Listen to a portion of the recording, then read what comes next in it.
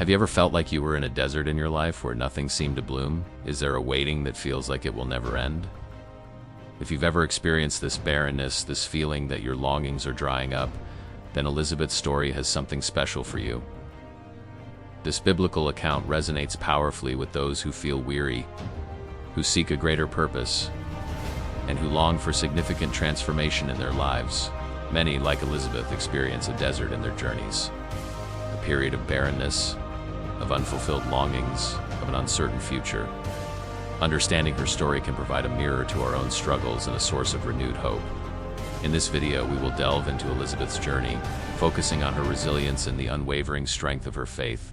We will analyze the biblical context, uncover the hidden meanings of her waiting, and crucially, explore how her apparent barrenness became fertile ground for a miracle.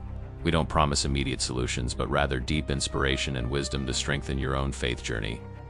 To truly grasp the magnitude of the transformation in Elizabeth's life, it is essential to place her story within a context of profound expectation and scarcity. Infertility in ancient Jewish culture was seen not just as a personal hardship, but as a mark that affected a family's destiny and its connection to divine promises. This was the arid landscape where her hope would be planted, preparing the ground for the bloom that was to come. Elizabeth's life, a cousin of Mary, was marked by a wait that spanned decades. Living in Judea, she and her husband, Zechariah, were righteous and God-fearing, but the pain of infertility cast a shadow over their days. The absence of children was more than personal sorrow. It was a direct challenge to the promises of offspring and blessing that permeated Israelite faith, creating a desolate ground for their dreams. The cultural context of the time amplified the weight of infertility. The continuity of lineage and the hope of a messianic future were intrinsically linked to procreation. Therefore, Elizabeth's condition was viewed in a light that not only questioned her personal capacity, but also, for many, seemed to seal a destiny of apparent irrelevance within the divine plan, comparing her situation to a desert with no prospect of rain. The perspective on infertility within the Old Testament and in other ancient cultures was complex. It was often associated with divine punishment or a severe trial. However, in some narratives, hope persisted, suggesting that divine intervention could overcome even the most insurmountable barriers, transforming what seemed like an impediment into a prelude to something extraordinary. Imagine a farmer in a vast desert whose hopes of harvest are drying up with the land. He plants a seed, not with certainty of germination, but with a faith that pleads for a miracle. Such was Elizabeth's faith. An act of persistence on the most unlikely soil, patiently waiting for the waters of divine blessing to somehow irrigate her life. Elizabeth's apparent barrenness, far from being an endpoint, was in fact establishing the conditions for a singular blossoming. The long wait, the apparent impossibility, served to intensify the contrast with the miracle that was to come. This desert landscape, where no life seemed possible, was precisely the stage where her faith, like a desert-turning garden, would demonstrate its transformative power, paving the way for the announcement that would change the world. The moment of unexpected blossoming in the life of Elizabeth, cousin of Mary, mother of John the Baptist in old age, arrived extraordinarily. During Mary's visit, pregnant with Jesus, the baby in her womb reacted with joy. This supernatural event was not just a personal joy, but a clear sign to Elizabeth that her wait had come to an end, and that a miracle, for which she had spiritually prepared herself, was underway. The conception of John the Baptist at an advanced age defied biological laws, reinforcing the miraculous nature of the event. This birth, in a womb no longer expected to conceive, is the personification of the analogy, a desert that, against all human expectations, becomes a lush garden. Elizabeth, who for so many years lived the barrenness of infertility, now experienced the fullness of motherhood, proving that with God nothing is impossible. There are variations on how divine grace manifests in our lives. While John the Baptist's conception was a unique and direct event, we can observe in our own journeys moments of unexpected blossoming, an opportunity that arises out of nowhere, a solution to an old problem, an encounter that changes our perspective. The gestation and birth of John the Baptist foreshadowed the arrival of one of the most important messengers, proving that even in the deserts of our lives, a garden can be cultivated. The next step is to understand how this promise extends to us and how we can apply this strength in our own realities. Elizabeth, cousin of Mary, mother of John the Baptist in old age, was not just a figure of miracle, but also of profound spiritual wisdom.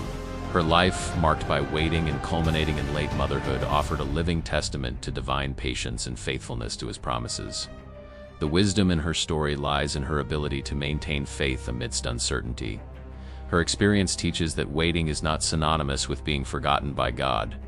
On the contrary, it can be a period of spiritual maturation where resilience is strengthened and trust in divine sovereignty is deepened, preparing the ground for a richer and more significant blossoming. We can observe that Elizabeth's wisdom manifests in her reaction to the encounter with Mary. Upon feeling John the Baptist move in her womb, she exclaimed with joy and recognized the blessing. This genuine celebration and her declaration that she was blessed by God demonstrate a deep understanding that the divine work in her life, even if late, was a sign of special favor. Think of the gardener who, after years of tending arid soil, finally sees their plants bloom. Their wisdom is not just in planting, but in persevering, in nurturing, and in recognizing the miracle when it occurs.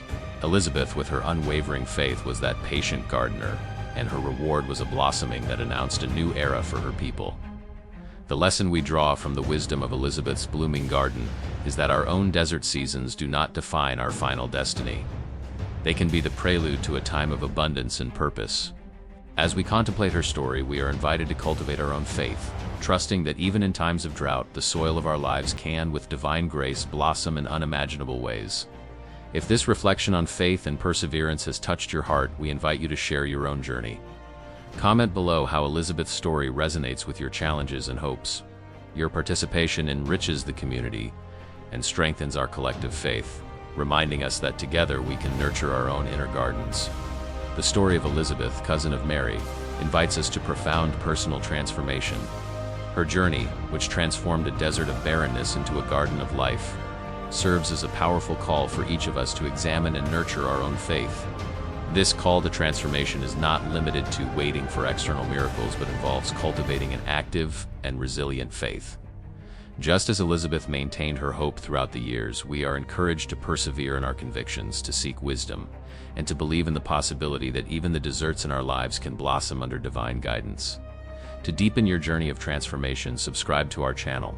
This way, you won't miss content that explores inspiring stories and offers tools to strengthen your faith and find your purpose. If Elizabeth's journey has inspired you, join our community and subscribe. Be part of this growth journey. Elizabeth's legacy serves as a beacon of hope. She teaches us that unwavering faith is the strength that can overcome the most insurmountable barriers, transforming the impossible into divine reality.